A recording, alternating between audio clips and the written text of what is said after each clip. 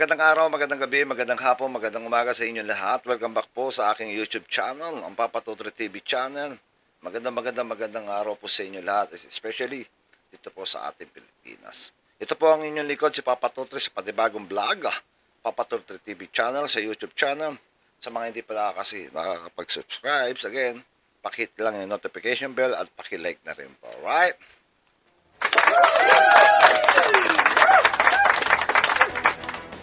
At ngayon, may bago tayong topic, right? Our topic today is about nangyaring ang malungkot na sunog diyan sa may Tondo. Although late na po itong ating komento, pero patuloy pa rin na umuugong sa mga GC at sa mga usap-usapan sa mga bombero. Mag-aano na tayo. Go na tayo.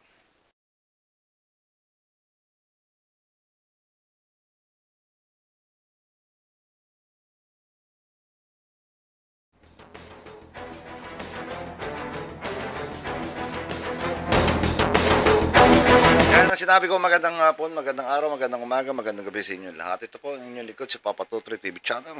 Ngayon pag-uusapan natin ang hanggang ngayon na hindi pa rin nawawala sa mga isipan ang yung isang mga nasasabi nating masyadong masakit na pangyayari.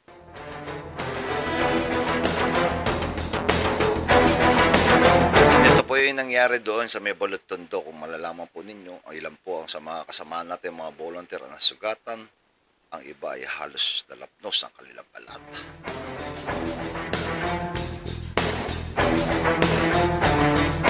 Ang katanungan ng marami at marami ayon sa ating mga nababasa sa mga GC. Alam niyo naman, tayo ay lagi nakatutok sa mga ganyan. Hindi pa rin maalis yung tanong na sino ba? May mananagot ba? Sino ang tutulong?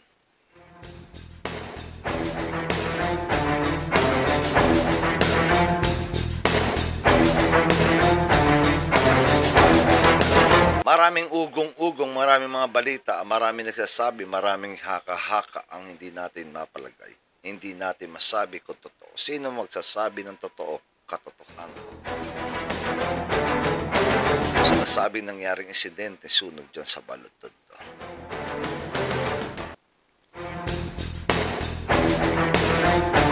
Maraming nagsasabi dapat managot ang isa sa mga may-ari ng pabrika.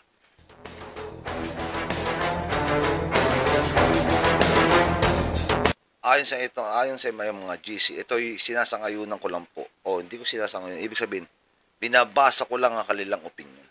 Sinasabi nila, dapat yan, managot yung kung totoo na iba daw ba ang neto, hindi yata na-declare yung laman.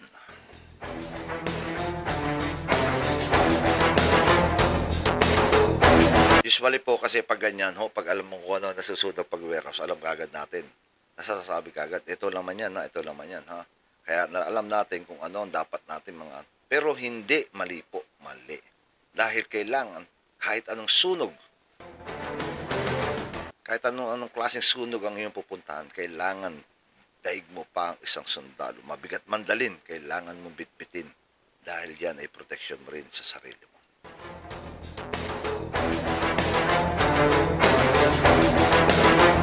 At hindi mo basta-basta baliwalain. Halimbawa, sabihin mo, ordinaryong kahoy lang, hindi rin pwede. Kaya nga tayo may mga gamit na tamang proseso at lagi mong isusukbit yan. Ano mang klase ang sunog, hindi yung namimili ka ng sunog, ito lang yan. Hindi ko dadalhin yung BA ko. Mali po yan. Ay, ganito lang yan. Hindi ako magdadala ng palakol. Mali po yan. Ay, ganito po yan. Hindi ako magdadala ng axe. Mali po yan. At ang pinakamahalaga sa lahat, yan na lang ang nagbibigay buhay sa atin. Kung tinatawag natin, beating apparatus of PA.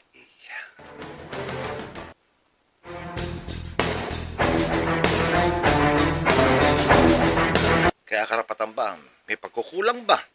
Kaya yung pangalawang tanong natin, may mananagot ba? May pagkukulang ba ang nangyari dyan?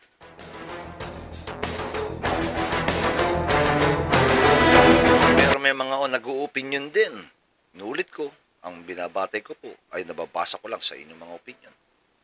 Hindi po nanggagaling sa akin.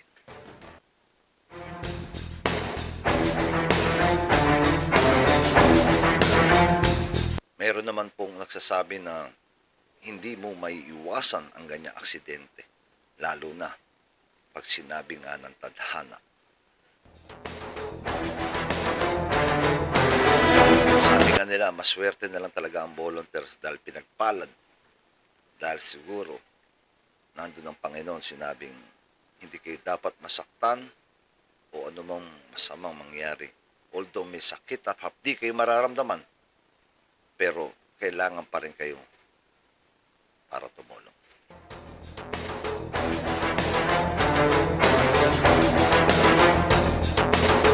Ano ba ang magiging akbay o tulong ng isang brigada kapag ang iyong kasamahan ay nasangkot sa ganitong aksidente?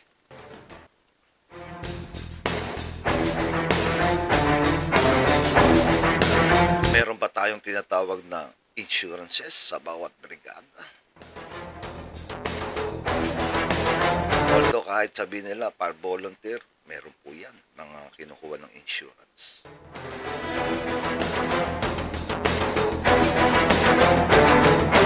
Obligasyon ba ng namumuno ng brigada na tulungan kahit hindi man lang 100% na kahit sapat na tulong sa kanyang miyembro?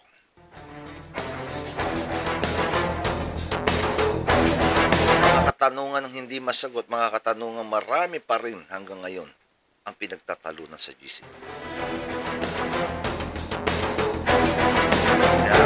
Kaya ang inyong lingkod ay biglang nag-vlog pa rin tungkol dito kahit medyo almost week na to. Dahil hindi pa rin maalis sa kanila yung nakita nila at yung mga nasaksiyan nila sa sunog sa Tondo, Balapal. Ang tanong ng karamihan, usay-isay natin, may mananagot ba? Kailangan bang tulungan? Obligasyon ba tulungan ng isang brigada ang kanyang nasasakupan ng tao?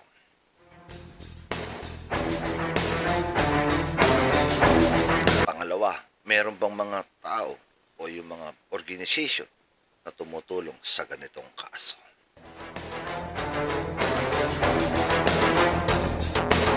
At pangatlo, dapat ba magigpit na ang bawat brigada sa lahat ng papasok sa kanila?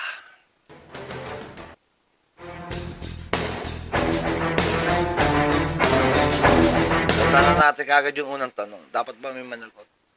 Marami nagsasabi. Meron. Dahil ito ay may nagsasabi, ayon sa kanila, inuulit ko, question mark pa rin po tayo rito. May nagsasabing, hindi na aware ang mga pumasok na volunteer dyan na kung ano ang napasok nila.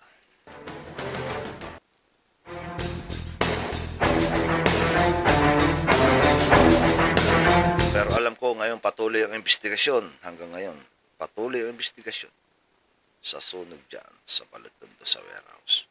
Kung saan, hanggat ngayon nga, ay may ilang pa tayong mga kasamaan na nananatili na nangailangan ng mga atensyon ng gamot, medical.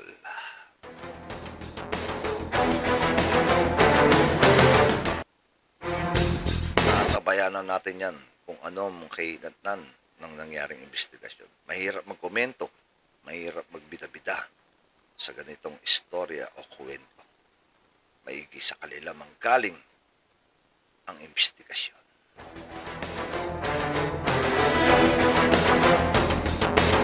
Tanong natin yung pangalawang tanong, karapatan ba o dapat ba tumulong ang isang brigada pag ang inyong kasamahan o pamunuan ay dapat bang tumulong pag ang iyong mga firefighter ay na-involve sa ganito?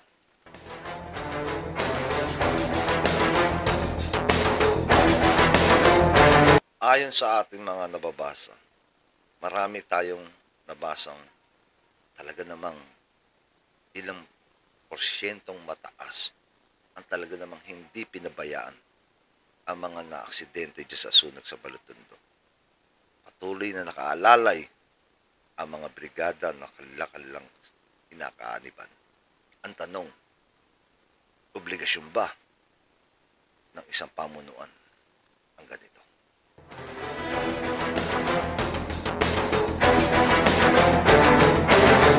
Kung ang tatanungin nyo ang inyong lingkod si Papa Totri sa TV channel dito sa YouTube ko, hindi po natin pwedeng sabihin obligasyon.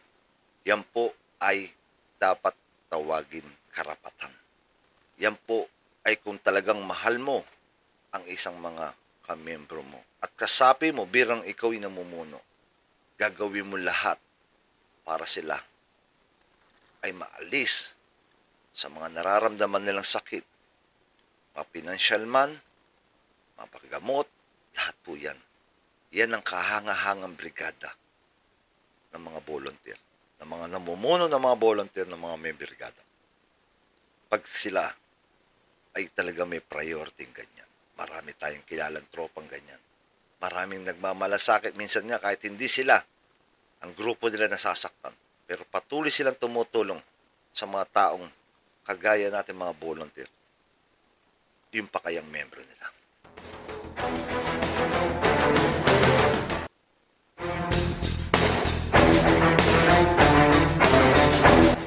Dapat ba natin isisi sa namumuno? Hindi po. Dahil yung namumuno ay alam po niya, miski siya, ang tanging alam niya lang ay tumulong at walang makakapagsabi kung ang disgrasya ay darating. Hindi katulad ng bagyo na pwede nating malaman kung kailan darating. Pero ang sunog, aksidente sa loob, hindi mo masasabi.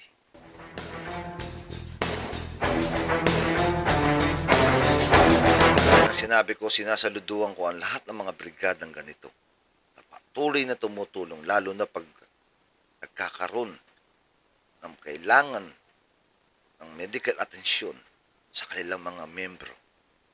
Sumasaludo kami sa inyo dahil pinapakita ninyo ang tunay at tamang pamumuno ng isang fire volunteer.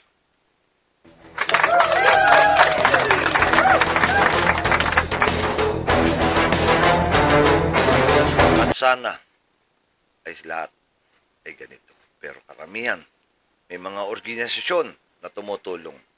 Isa rin natin sa sinasaluduhan. May mga base na tumutulong. Isa rin dapat saluduhan. Dahil alam nila na wala ibang tutulong sa atin kundi tayo-tayo lang. Sinasaluduhan natin sila.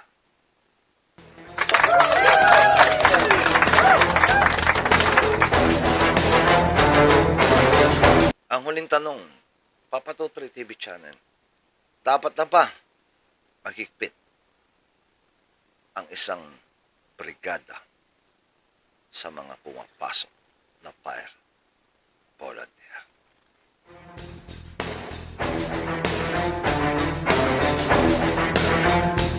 Ayon sa ating mga statistic, na malalaman natin, karamihan sa mga brigada ay nagiging, hindi naman lahat, may mga brigadang nagiging maluwag sa pagpasok ng mga firefighter.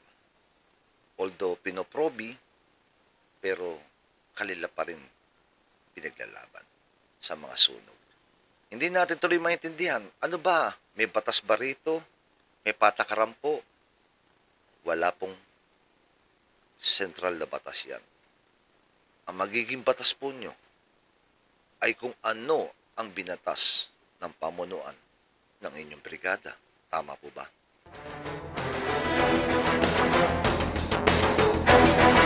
Pero panahon na ba na kailangan obligasyonin ang lahat ng mga brigada na salain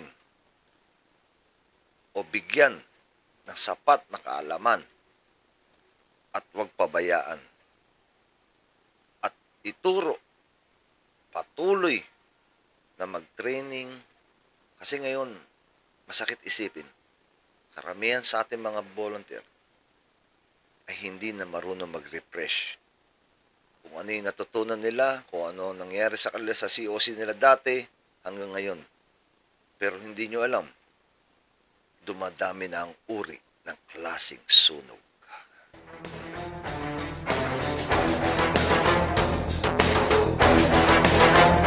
Bueno, isasarado na natin ang opinion ko. Opinion ni Papa Tutri TV channel sa YouTube.